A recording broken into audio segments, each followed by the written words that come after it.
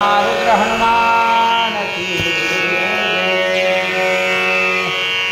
सादिली शस्त्रास्त्र विद्या उद्दंड गुरुयाग सिद्धी नेला प्रचंड झाडून या हल्ल्या पापबंड बाळकांड संपविले भावाईचा गुंडा ज्याचा तुम्ही तुम्हाला कथा माहित असेल. प्रभू रामचंद्रांना विश्वामित्र मागणी घालायला आले होते. प्रभू रामचंद्राने राजा दशरथाने सांगितलं होतं, माझा प्राण देईल पण माझा प्रिय पुत्र तुम्हाला देणार.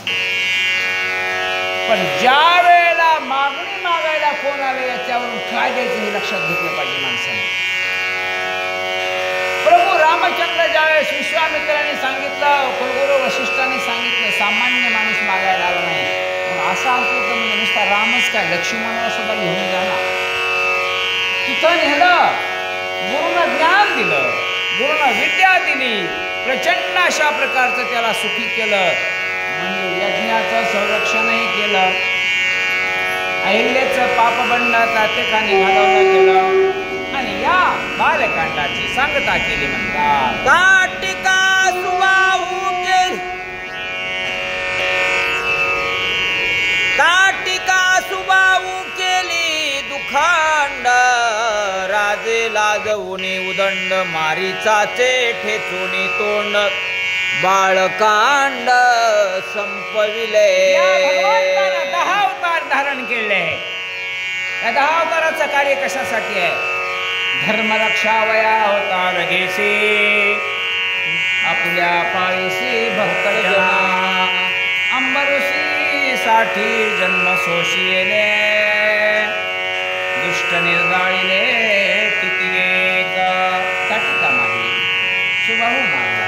धर्माच्या कार्यात जे आडवे आले त्याला खणून काढण्याचं काम प्रभू भगवान करत असतात. लक्षात ठेवा. म्हणून माणसानं धर्माच्या कार्यात तुम्हाला वाटतंय मी बलाढ्य आहे, मी मोठा आहे, ममता कधी सप्ता होऊ देणार नाही, पण पुढच्या वर्षी तुम्ही बघायला मिळणार नाही. लक्षात ठेवा. कारण हे काम जादू भगवंताकडे आहे, भगवान परमात्मा करत असतो. तुमच्या आमच्याच्याने काही होत नाही.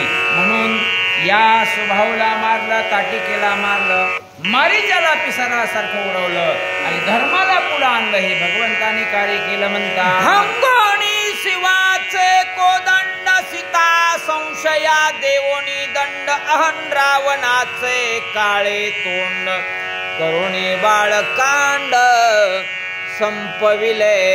बालकांडातला प्रसंग ऐका सद्भक्त हो. सीता स्वयंवर ठरलं गेलं त्यावेळेला. ज्याच्या ओठावरचं दूध वाळलं नव्हतं त्याच्याकडे बघून विश्वामित्रालाही प्रश्न पडला होता, पण त्यांना खात्री होती. शिष्याची खात्री गुरुला असली पाहिजे.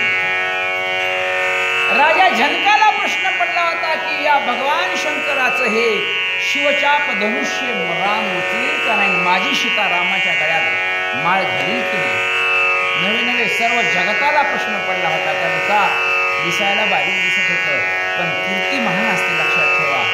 माणूस हा सौंदर्यानं दिसत मोठा नसतो, माणूस हा कर्तृत्वानं मोठा होत असतो. आणि ज्याचं कर्तृत्व ज्यानं सिद्ध करून दाखवलं त्याचा डंका त्रिलोक्यामध्ये वाजत असतो. या न्यायाला अनुसरून प्रभू भगवान प्रश्न पडला होता, पण माझ्या प्रभू रामचंद्राने त्या शिवाचा शिव कोदंड असणारा त्या ठिकाणी उचलला, 2 तुकडे केले, सीतेला वळून घेतलं. सगळ्याच्या मनामध्ये असलेली खंत शंका बाजूला सारली आणि या बालकांडाची सांगता केली. म्हणतात परशुराम प्रताप प्रचंड तो करुणी खंड विखंड विष्णूच्या पाचा दमोनी बंड बाळकांड संपविले. परशुराम जे आले होते प्रभू रामचंद्राचं हरण करायला, प्रश्न पडला होता. प्रभू रामचंद्र अयोध्येकडे निघाले होते, आडवा आला. परशुरामानं 21 वेळा पृथ्वी निक्षत्री केली होती. क्षत्रिय ठरला नव्हता या पृथ्वीवर 21 वेळा. आणि त्याला वाटलं होतं राम माझ्या पुढे कोण आहे. पण एक लक्षात घ्या, विजय सत्याचा आहे. सत्यमेव जयते. विजय नेहमी सत्याचा होत असतो, अधर्माचा पराजय होत असतो, धर्माचा विजय असतो होत असतो. एक लक्षात घ्या, सत्य परेशान है लेकिन पराजित कभी नहीं होता है. ध्यानात ठेवा. मग परशुराम आडवा आला. परशुरामाचा जो हे होता विष्णू चाप होता. या विष्णू चापाचं काय केलं? हरण केलं माझ्या प्रभू भगवंताने. शरणागती पत्करली तिथं त्या परशुरामानं. खरं मोठेपण कुणाचं आहे सिद्ध झालं आणि त्याच्यावरती विजय मिळवला. आणि या बालकांडाची सांगता केली म्हणता, या परी संपले बाळकांड, पुढे राम प्रताप प्रचंड, राक्षस वधी जेती वितंड. ते कांडे कांड अवधारा. ऐका म्हणतात कांडे कांड अवधारा. कधी कधी श्रोते मायबापांना प्रश्न पडला असेल, बालकांड संपलं पण पुढं काय? पुढं काय? कारण ज्याला पुढं काय याची आस लागते तो खरा सद्भक्त असतो. बघा रामायण ऐकताना पुढची कथा काय असेल, काय कथा ऐकावी लागेल का? पुढे एक प्रचंड असं कांड आहे. त्या कांडामध्ये त्याला अरण्यकांड म्हणतात. अरण्यकांडामध्ये प्रभू भगवान माझे जाणार आहे. अयोध्याकांड आहे. अयोध्याकांड संपलं. अयोध्येमध्ये प्रभू भगवान आपली ख्याती करून दाखवणार आहे. त्या अयोध्याकांडामध्ये प्रचंड असं ऐकायला मिळतं. त्याच्याही पलीकडे अयोध्याकांडाची सांगता होत नाही. या दुष्टाचा संहार माझे प्रभू भगवान करणार. बापाची आज्ञा पाळणं हे जगतासाठी लौकिक आहे, पण खरा विचार भगवान परमात्म्याचा हा होता की दुष्टाला मारायचं, भक्ताचं प्रतिपालन करायचं, गाईचं, बैलाचं, या सृष्टीचं असणार त्या ठिकाणी काय करायचं? रक्षण करायचं.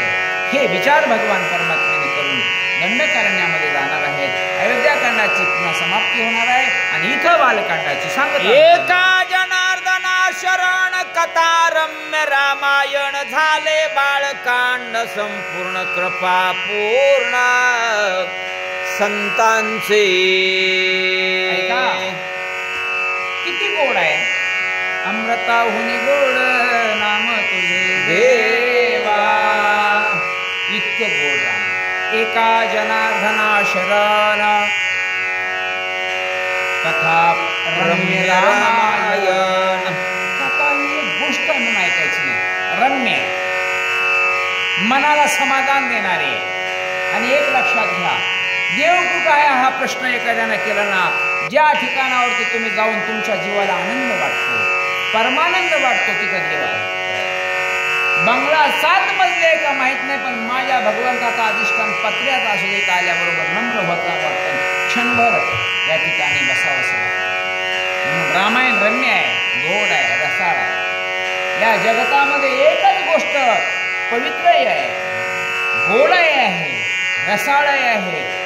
काही गोष्टी पवित्र असतात, गोड नसतात. काही गोड असतात पण त्या ठिकाणी धर्माला पवित्र नसतात. मग हे ठिकाणी रामायणाचं या ठिकाणी रूपक लावताना रसाळही आहे, गोडही आहे आणि पवित्रही आहे. त्रिवेणी संगम जिथं नामाचा आहे ते नाम किती गोड असेल म्हणून ही कथा सर्वांनी श्रवण करा म्हणतात. आणि म्हणून पण ही वदविणारा, याचा भोगता, याचा वाचक, याचा वदविता कोण आहे? तो म्हणजे माझे गुरु आहेत, ग्रंथकर्ते सांगतात. ग्रंथ कृपा परिपूर्ण अगाध कथा रामायण ते मी वदावयाति दीन श्री जनार्दन स्वयं वदवे. संत कृपा झाली इमारत फळाली. कारण एकदा का संतांनी हातात धरलं ना, पुन्हा विचारायची गरज नाही माझा उद्धार होईल का नाही. काय मी उद्धार पावेन, काय कृपा करीन नारायण ऐसे तुम्ही सांगा संतजन. करा समाधान चित्त माझे. निश्चित तुमचं समाधान आहे, तुमचं समाधान आहे, चित्तही तुमचं शुद्ध होणार आहे.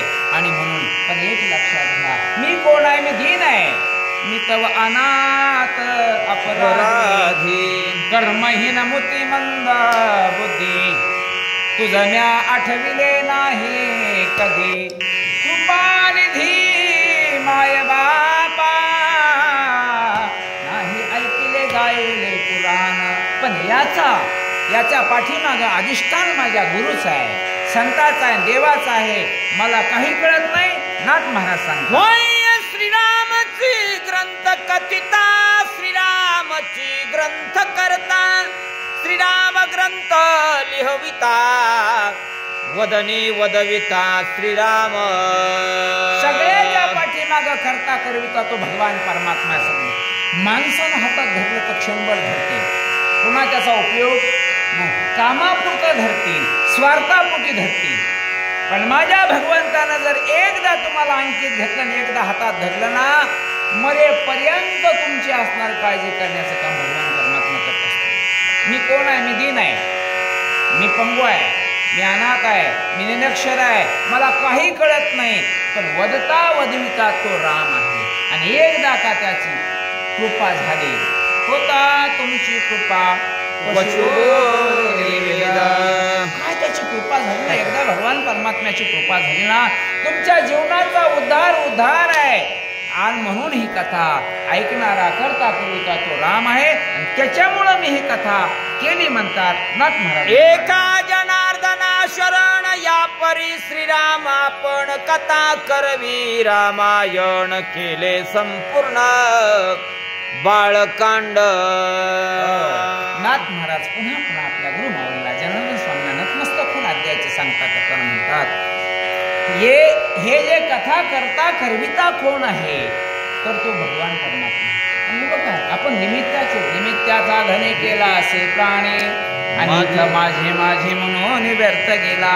पण एक लक्षात घेतलं पाहिजे, तो जागवणारा, आज रात्री झोपताना मनानं झोपतो पण उठवणारा कोणतरी हे लक्षात घ्या. म्हणून त्याचं चिंतन करा, त्याचं नामस्मरण करा, स्वतः होईल एवढं करा. आठ नाही, कारण काळ वेळ नाम उच्चारिता नाही, दोन्ही पक्ष पायी उद्धरते. कसंही करावं. अहो आता कसं आहे बघा, ज्याचं नाव घेऊन त्यावेळेला आपण प्रार्थविधीला जातो, तिथं जरी भगवंताचं नामस्मरण केलं तरी तिथं सुद्धा काही अडथळा नाही, बाधा नाही. कोण्याही वेळे करा, कशाही वेळेस करा, कारण त्याचं चिंतन करा. तो आपणस केल्याशिवाय तुम्हाला राहत नाही. आपुला तो एक देव करुणी घ्यावा, तेने विना जीवा सुख नव्हे. आणि म्हणून नाथ महाराज आपल्या गुरु माऊलीला जनार्दन स्वामीला नतमस्तक होऊन सांगतात, हे बालकांड आहे, गोड आहे, रसाळ आहे, उद्धारक आहे. कारण उद्धार करणारी एकच कथा आहे, ती म्हणजे राम नाम आहे. एवढं बोलून आपल्या वाणीला या ठिकाणी पूर्ण विराम देऊ लागले. श्री श्री भावार्थ रामायणे बालकांडे एका टीका श्रीराम जानकी अयोध्या प्रवेश अध्याय 27 114 पुंडलिका वरदे हरी विठ्ठल ज्ञानदेव तुकाराम राम.